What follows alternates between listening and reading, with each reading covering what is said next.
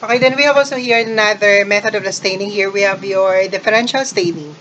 So differential staining method would allows us to stain here the bacterial cell here with the different color. Okay, so that would have your different color like in the nucleus compared with the cytoplasm or the other way around. Okay, so example for that we have the gram staining. The gram staining process would try to stain here your gram positive as okay, eventually that one is blue color or the black to violet in color. The gram negative on the other hand is red or the pink in color. So making that one as differential, that would differentiate between your gram positive and the gram negative. Acid fast staining on the other hand would differentiate between your acid fast bacilli and your non-acid fast bacilli. So acid fast bacilli here would have red in color, whereas your non-acid fast bacilli will have your blue in color. And then we have also here some special stain for our bacterial appendages. We have here the special stain for the spores. Example for that, we have here your Mueller's, Malachite Green, Modified Nielsen. We have also here your Dorners and Quartz Wurst Conklin. On the other hand, special stain for the flagella cluster grays, your Loefflers, shank modification, the Loefflers. We have our Plymers and Pines, Von Emergence.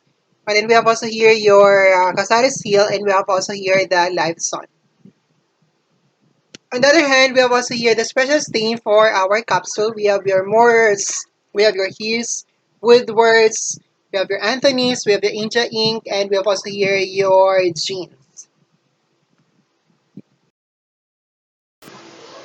Okay, then we have here the procedure for preparation of smear and simple staining.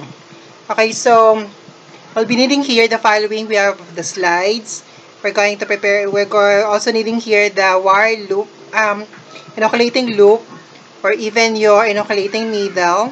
We have also here the alcohol lamp, and we have also here your forceps. Okay, procedure for that. So number one, you're going to sterilize your loop. Okay, so pag naghawak tayo ng loop, parang ganyan, just like when we are writing, when we are holding the ball pen, so pag ganyan, hindi, hindi lang pag ganyan ha, hindi ganito. Hindi ganyan, but rather dapat pag ganyan.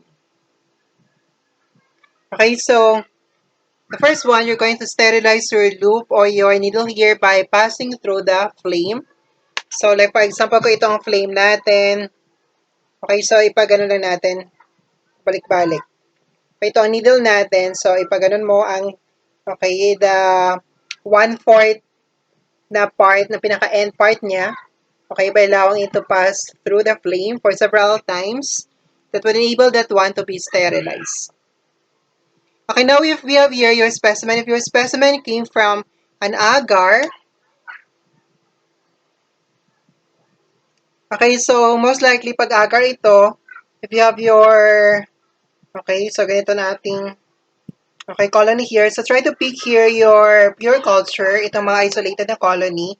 Okay, since nasa agar galing siya, solid na culture media or even like in your plate or even in your slant or your in a tube na culture media. So you need first to put on a drop of your saline solution to your slide para magkaroon siya ng liquid. Okay, that would allow you to emulsify your entire specimen here. Kasi pag solid ito, hindi tayo makagawa ng thin na smear later on. So, if this one is your slide, you try to put a drop of your saline. Okay, and then with your flame na needle here, so pag kumuha tayo ng specimen from your culture media, first you need to, when you want to open here the plate na may culture media, you need first to flame the mouth of your petri dish. Okay, so kung dito ka magbubukas na part, so ito na part ay ipapadaan mo dito. Okay, that would sterilize here the entire procedure. So para hindi makontaminate ang ating specimen. Then after that one, kumuha ka dito, try to pick in this area.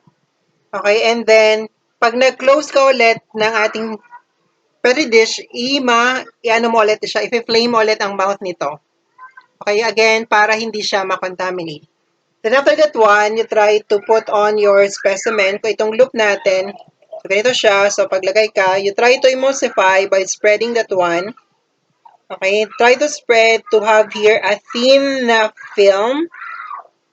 Okay, then you try to air dry. On the other hand, pag ang ating source ng specimen is coming from a broth medium here, so ang broth medium natin ay liquid na siya. So you don't need to add your saline with your slide. So ganun pa rin siya. First, you need to flame your inoculating needle. Padaan mo dito.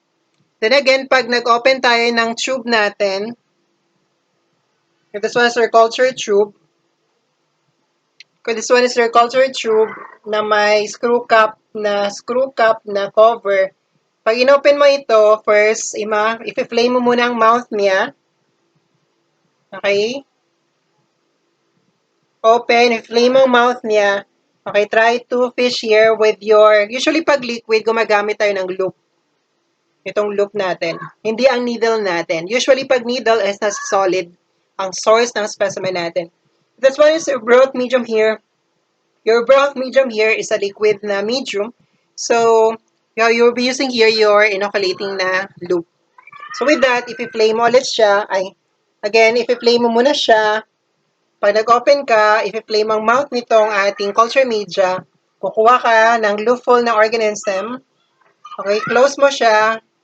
Okay, and then flame again the part here. Okay, and then try to spread to your smear.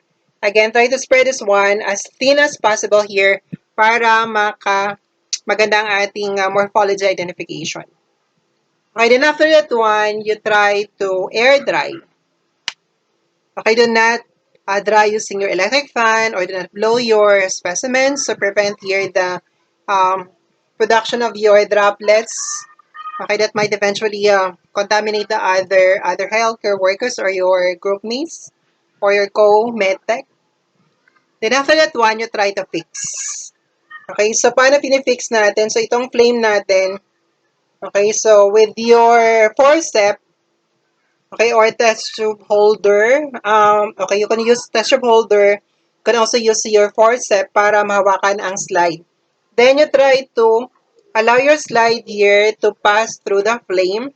So kung itong flame, do not directly na ididikit mo dito ang slide natin. So mas slightly above lang para hindi siya masunog. Okay, all you need to do here is just allow your slide to pass through several times. That's your heat fixation na tinatawag. Okay, the heat fixation here, fixation would allows your specimen here na mag-stick sa slide natin para pag nag-stain tayo, hindi siya ma-wash off. After your heat fixation, you try to put your stain. Like if you're using your methylene blue, then lagyan mo ng methylene blue. Try to flood the area. Instead of having flood, you try to drop here your stain, allowing here the entire surface of your specimen, smeared na specimen, smeared the area, to be covered up by your methylene blue or any other stain. Then after that one, you try to wash off with your water. Okay, air dry again, and then try to examine that one under your OIO for the morphology identification. Why nasa OIO? Because this is a stained na smear, is a dry na smear. Okay, pag wet mount, always remember na hanggang sa HPO lang tayo. But here, since this one is a dry smear, then hanggang OIO tayo. Okay, so thank you.